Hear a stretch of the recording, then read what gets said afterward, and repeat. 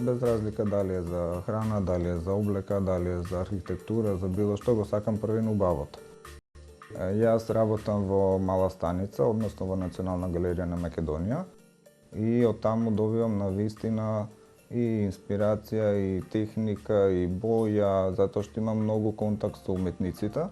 Ја искористувам секоја шанса да го прашам уметникот за тоа каква боја користи, например, од каде ја набавува, каква четка користи, каков материјал користи, какво платно користи, доколку е масло на платно. Ако е нека скулптура, например, дали користи керамика, дали користи некој друг материјал кој што го изработува тој предмет. Така да имам и од каде да учам, имам и, например, готов производ, па јас од тој готов производ малце го модифицирам или така го изменувам и нешто од таму, нешто од тој производ јас ставам на лејката. Прво ме освојува бојата.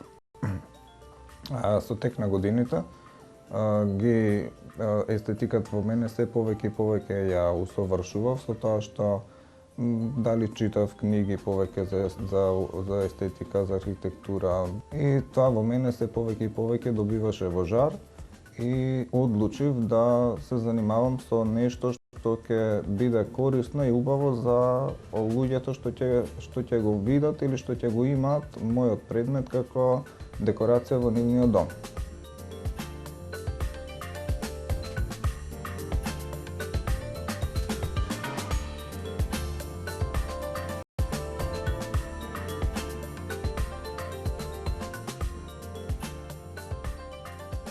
Пред да почнам да изработувам декоративни лејки, првин се занимавав со фигури од дрво, највеќе користев дрво од липа, затоа што липата е меко дрво и може да се направи од неа се и се што.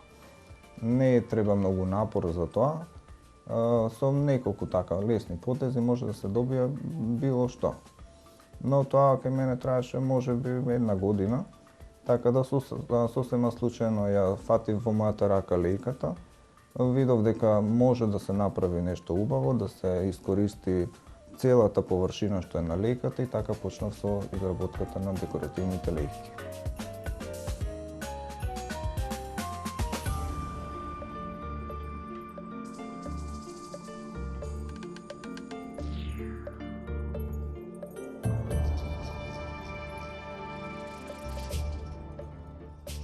Првите лејки ги набавував, но потоа одлучив сам да си ги одгледувам дома, бидејќи имам голем двор, така да одлучив да ги одгледувам дома и да бидат навистина типичен македонски производ. Почнав првин да одгледувам само ваков вид на лејки, но потоа од пријатели, од другари, од комши, од роднини ми кажуваа дека или ми даваа семиња кои што ги набавувале од нивни роднини, од нивни пријатели, со разни форми, со разни димензии, со разни бои, така да мене ме тоа заинтригира и почнав да си ги одгледувам јас дома во мојот двор. Формата мене навистина ме инспирира, има различни форми на лејки, например како што се овие лејки, како што оваа лејка, има крушковидни, има долгнавести, има секаков вид на лејка или секаква форма на лејка. Доколку навистина сакаш да биде формата поголема, лејката се чува повеќе, односно се одгледува повеќе месеци. Ако сакаш лејката да биде во помала форма, лејката, например, ќе се одгледува, например, 3 месеца. Садењето почнува во април месец, на почетокот на април месец, се до крајот на, може да кажеме, октомври, а сега наназад 5-6 години, бидејќи имаме топли лета и есента е така топла, така да може месецот да се продолжи и до крајот на ноември.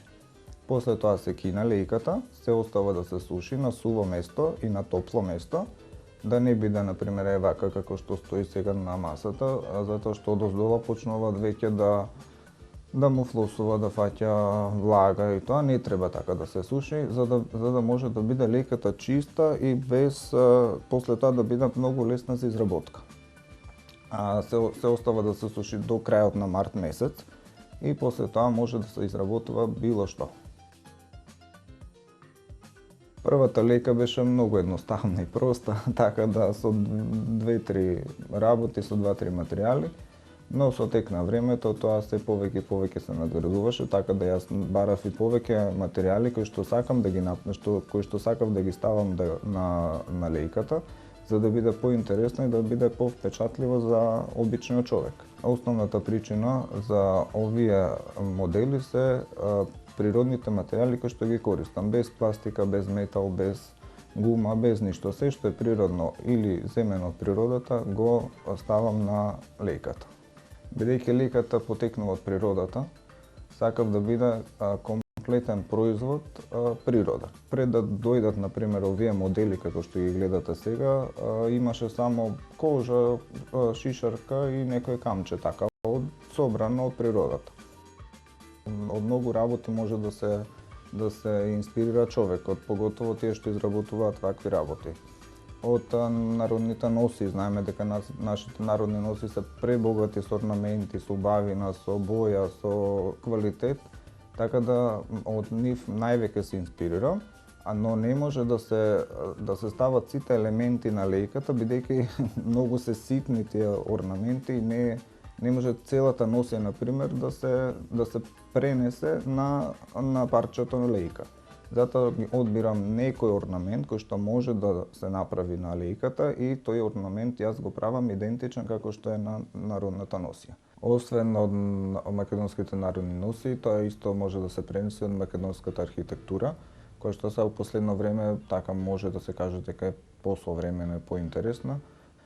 А има и некои лејки кои што се инспирирани, например, од некој предмет во природата, например, од некој дрво или од некоја зграда или од нешто општо кој што сум го забележал и тоа било пренесено на лејката.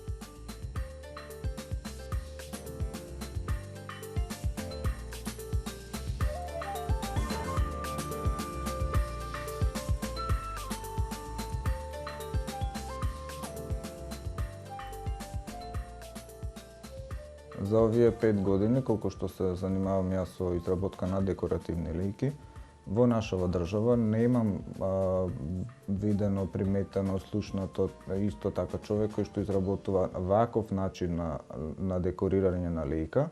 Има разни техники, има пирографија, има цртање со темпера, има и некои други начини, но ваков начин како јас што го изработувам до сега не сум видел, така да секоја лејка е уникат. Две исти лејки не правам.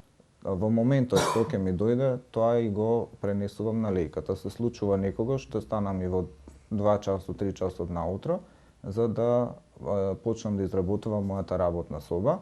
Неколку пати сум пробал да направам нешто така на брзина или нешто сум видел па така нешто не ми било до крај јасно, секогаш испаѓало тоа лошо, или сум ја фрлал лејката или сум се разочарувал, така да не сакам да изработам така со сила, сакам кога ќе ми дојде идејата, веднаш идејата да пренесам на лејката. Идејата е многу важна во изработката на лејката, така да таа е веќе 50%, лејката е 50% изработена. Штом ти доаѓа идеја, после се останато е лесно. Материјалите ги имам, лепилата ги имам, лакот го имам, така да после тоа само од себе си доаѓа, самите форми се спојуваат, самите трски, например, се спојуваат, самите шишарки се спојуваат, така да после работата е многу полесна. Јас изработувам 2 вида на лејки, овие се затворени лејки, а овие се веќе отворени во функција, така да може да се чува во нив било што, некои ситни работи, може клучеви, може коцкички. За ваква лејка отворена минимум 5-6 дена, а доколку за оваа лејка тука минимум 2 месеца. Така да многу време ми одзема, ставам едно лепило кој што треба да остои 24 часа, а секој предмет да се стави или материјал да се стави, да се залепи, може да се види дека треба навистина време за да дојде конечниот производ. После тоа се лакира за да се заштити. Лејката има гаранција 10 години дека нема воопшто ништо да се случи, ни да падне материјал, ни да се одлепи, ни да се отшие, ништо. Доколку се чува на суво место, да не е, например, на влага, на вода, кај што е суво и светло место.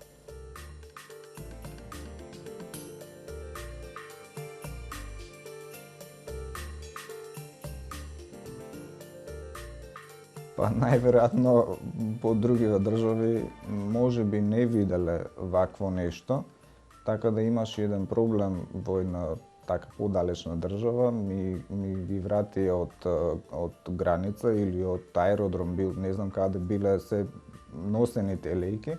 Мислеле дека внатре има нешто сокриено кој што не смее да се пренесе во нивната држава, така да беа вратени тие лејки и тоа беа пола оштетени. Веројатно сакале нешто и да видат внатре, да проверат што има. А тоа внатре има само сеимки, ништо друго.